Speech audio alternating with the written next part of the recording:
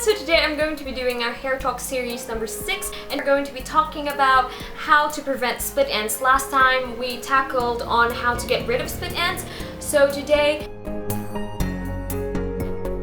number 1 is to lessen your heat usage. So if you are really fond of curling your hair with heat, or like probably straightening your hair, what you can do is you can actually lessen that. So just in case if you can't really avoid using heat on your hair, at least lessen it, because I know there are times, especially in special occasions, that probably you don't have the time to do the no heat curls. I do have a lot of no heat curls tutorial on my channel, just in case if you guys want to know how to curl your hair with no heat. Okay, so number 2, don't brush your hair when it's wet, because when your hair is wet, your hair is in its fragile state. So if you just immediately, especially if you have knots in your hair, if you just immediately yank out the knots in your hair when it's wet, your hair is gonna break easily, and of course it's gonna cause split ends.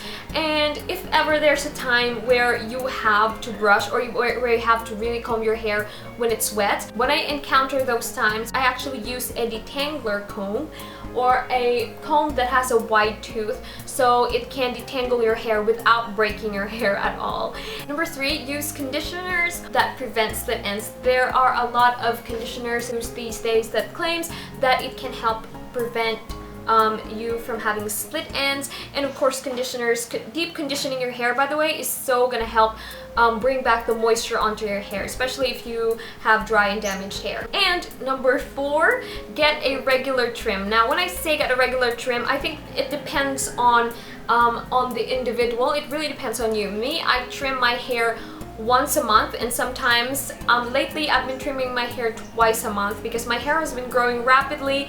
And just this, by the way, I have a butt length hair now, so I went ahead and cut 2 inches off my hair because I wanted my hair to just go back to a hip length, because it's very hard to maintain a butt length hair. So yeah, that's what I did. So the very reason why I trim my hair every month is because I want my ends to look healthy, and I want them to look thick at the bottom. There's sometimes a tendency, even if your hair is healthy, there's a tendency that you could have split ends. So with me, that's why I really get regular trims every single month. And also, as I've said, it depends on you. Especially when you're growing out your hair, it doesn't necessarily you don't have to trim your hair an inch. You can trim your hair half an inch if you want to. Totally depends on you. Okay, and number 5, avoid coloring your hair too often, or avoid dyeing your hair too often. It is actually advisable, they said, that it's okay if you dye your hair only twice a year or every 6 months. So with me, I haven't really dyed my hair since this year, or since last year. Have I dyed my hair last year? No. I was using a temporary hair dye, so the hair dye really comes off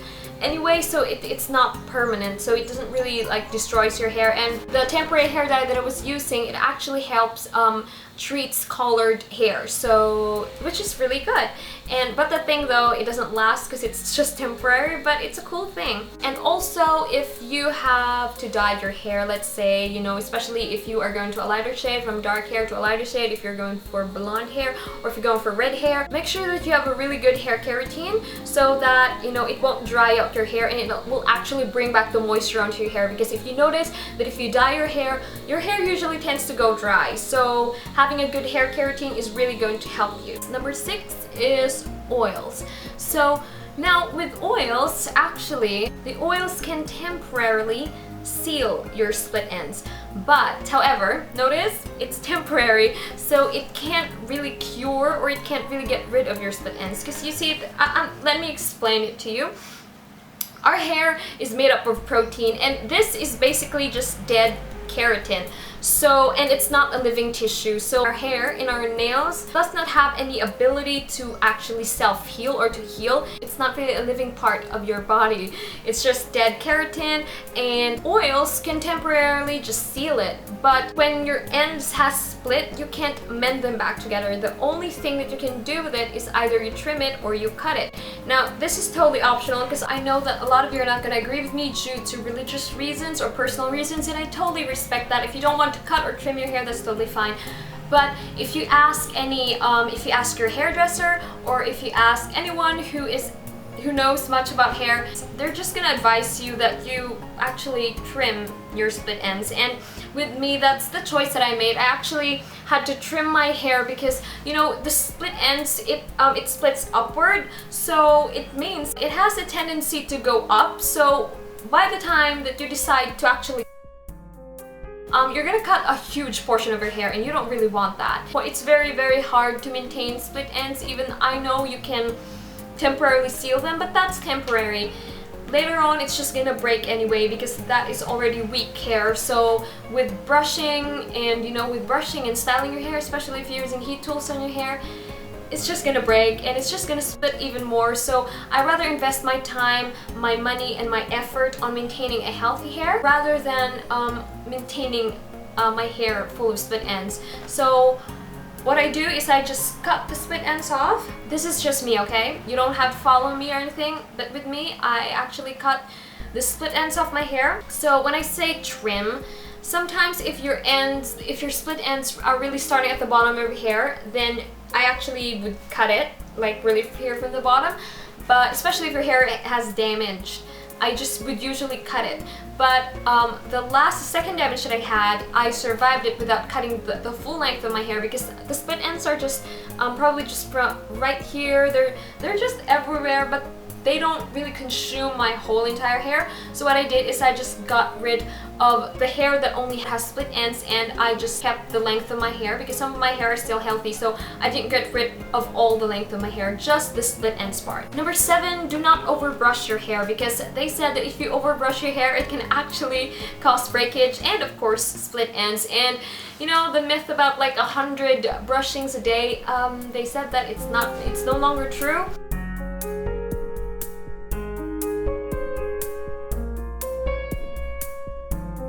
So with me, when I brush my hair, as long as it's untangled already, I tangle the knots in my hair, I just do a couple of brushes and then I stop. I don't really brush my hair 100 times a day. And number 8, avoid teasing your hair often.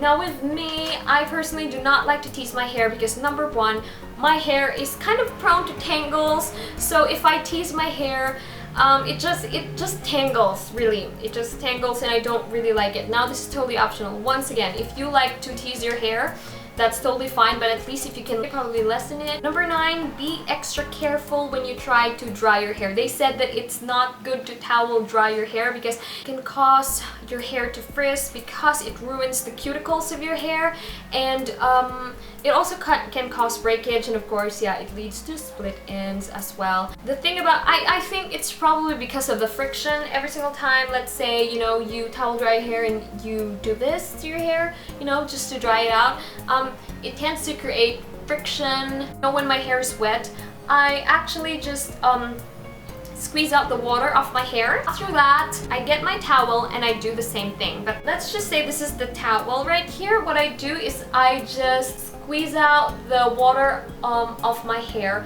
but notice that I am not really like rubbing it on my hair. I'm just like squeezing out the water so that the towel is going to absorb the water onto my hair, just to avoid damage onto your hair. And also with the pillows. Pillows, they said that it's best if you're actually the cover of your pillows are silk. So, and also so that's why it's also best to air dry your hair. Now, if you don't have time to air dry your hair, you can actually use an electric fan, people. That's your best friend from now on. And also, if you have your blow dryer, you can use your blow dryer, but you have to set it in a cool settings. Okay, and lastly, if you're out in the scorching hot sun, it's best to wear a hat or a cap or scarf, or you can actually just use an umbrella. So that would be really good. It's also good to use leave-in or leave-on conditioners on your hair because I find that if I use that, it really makes, number 1, makes your hair smell really good. It makes your hair more manageable. It prevents my hair from tangles, actually. It really prevents my hair from tangling, especially if you're out and you're exposing the wind. You know, sometimes tangles are really evil because they can cause split ends. That's exactly why leave-in or like leave-on conditioners, when you put them on your hair, they really help your hair moisturize. They make it more manageable. That's why they always come in handy. That's how I find leave-in and leave-on hair conditioners works for my hair. So yeah, so I hope you guys like this video, and oh, please give this video a thumbs up if you find it helpful, and we are going to continue with our next hair talk series probably next week or next week. So I hope you all are having a great day, and God bless you all. Bye!